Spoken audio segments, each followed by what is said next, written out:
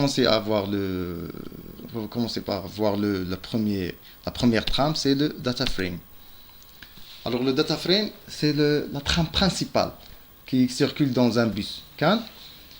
On peut distinguer deux types de trames de données. Soit selon le modèle standard, c'est-à-dire le CAN 2.0a, que son identifiant est sur 11 bits, ou bien le deuxième modèle, c'est le CAN 2.0b, c'est le CAN qui a un identifiant de 29 bits, ou bien de extended. Alors, commençons par voir le modèle standard.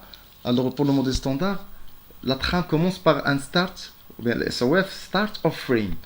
Qu'est-ce que c'est que start of frame? C'est un bit A0, c'est-à-dire dominant, qui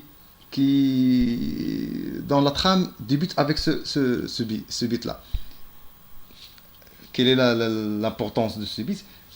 Quand on envoie ce bit, ou bien le SOF, c'est-à-dire on est en train de transmettre tous les autres nœuds qui étaient dans dans un état, ou bien dans un temps de silence, ou bien dans un temps d'écoute. Ils vont savoir ou bien être notifiés que ce nœud est en train de transmettre une donnée, ou bien un message. Alors c'est le SOF qui nous montre que on est en train de transmission. Après le SOF, il y a 11, il y a 12, il y a un champ avec 12 bits qu'on appelle l'identificateur, ou bien l'identifier, ou bien le ID. C'est ça le ID, le fameux ID de la trame, c'est les 12 bits qui suivent le SOF. Parmi ces 12 bits, il y en a 11 qui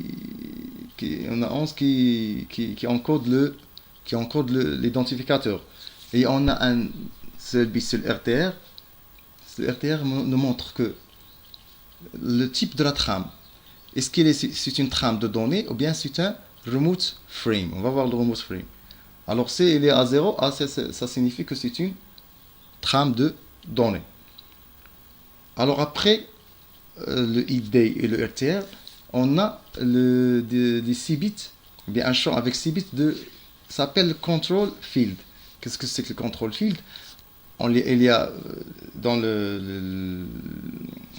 et on a deux bits, le IDE et le R0, qui sont réservés et sont toujours mis à 0. Alors que les 4 bits qui restent, ce sont les data linked control. Data link control, ces 4 bits nous montrent la longueur de la donnée qu'on va transmettre, codée en binaire. C'est-à-dire si les 4 bits sont à 0, alors la longueur de la donnée c'est 0. Si c'est égal à 8, c'est-à-dire qu'on a combien? On a 8 octets. En octets, la longueur en octets, c'est-à-dire on a 8 octets. S'ils ont 4, alors on a 4 octets de données qu'on va transmettre après. Alors comme ça, le nœud récepteur va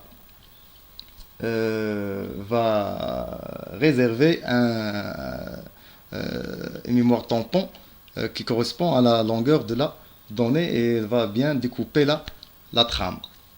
Après le control field, on a data linked code, data link code, data link control. Après, on a la data field, c'est la donnée qu'on va transmettre. La longueur de ce champ est liée à le champ précédent, c'est le data linked code. Alors selon la longueur de la donnée, on réserve un champ pour ce data field. Après le data field, on a le CRC field. Le CRC field, c'est quoi le CRC field? Le CRC, c'est le Cyclic Redundancy Checksum. Cyclic Redundancy Checksum. C'est quoi c'est le check de la redondance cyclique. C'est une méthode pour qui est utilisé dans les transmissions ou bien comme ça, dans les transmissions entre deux nœuds pour c'est une calculation qui se fait pour assurer que la trame qu'on a envoyée n'est pas changée durant la transmission.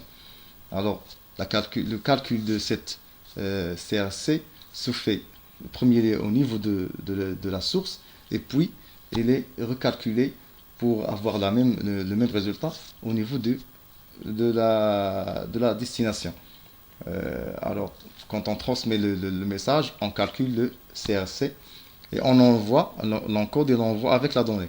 Quand le nœud récepteur aura le message, il va recalculer ce champ d'une façon pour trouver le même résultat que la source.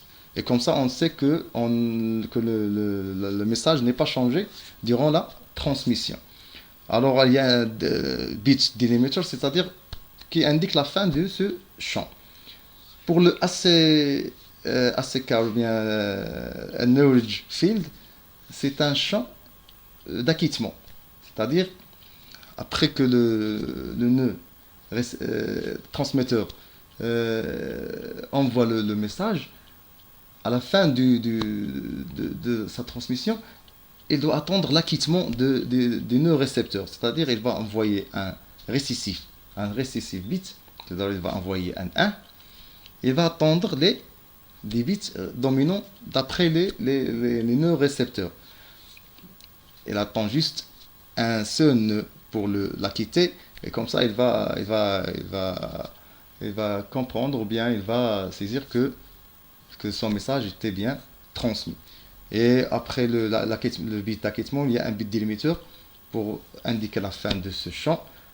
Alors qu'à la fin, on a 7 bits récessifs qui indiquent le temps de silence, ou bien l'interspace, ou bien le end of frame, ou bien l'interspace, ou bien le temps d'écoute, le temps de silence. Qu'est-ce que c'est que le temps de silence?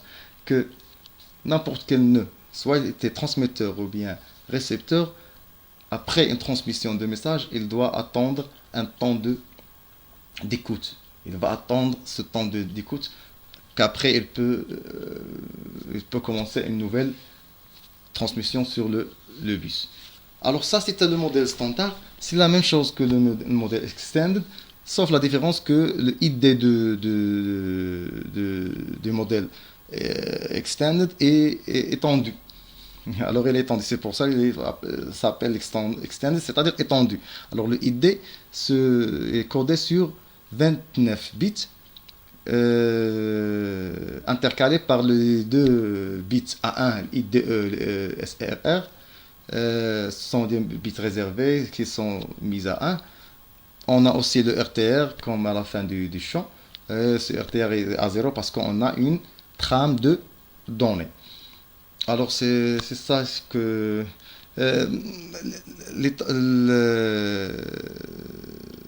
l'intérêt de ce modèle, de ce modèle étendu, c'est-à-dire d'avoir plusieurs, avoir étendu dans l'intervalle des messages. Alors avec le modèle étendu, on peut envoyer plus de messages différents que pas avec le modèle standard. On a la possibilité d'envoyer plus de messages avec des idées différentes. C'est ça l'intérêt de ce extended model. Alors pour le deuxième type, le deuxième type des messages, c'est le remote frame. Remote frame. Qu'est-ce que c'est que le remote frame? Le remote frame, c'est une trame de demande de données. C'est une trame de demande de données, ou bien de request.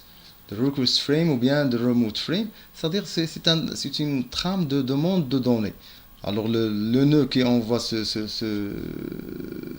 trame, ou bien ce message, qu'est-ce qu'il veut dire? Il veut dire qu'il a besoin d'avoir une donnée quelconque, particulière depuis les autres nœuds.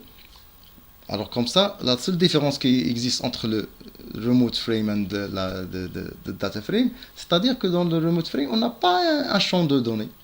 On n'a pas un champ de données parce que c'est nous que nous demandons de donner d'après les autres nœuds.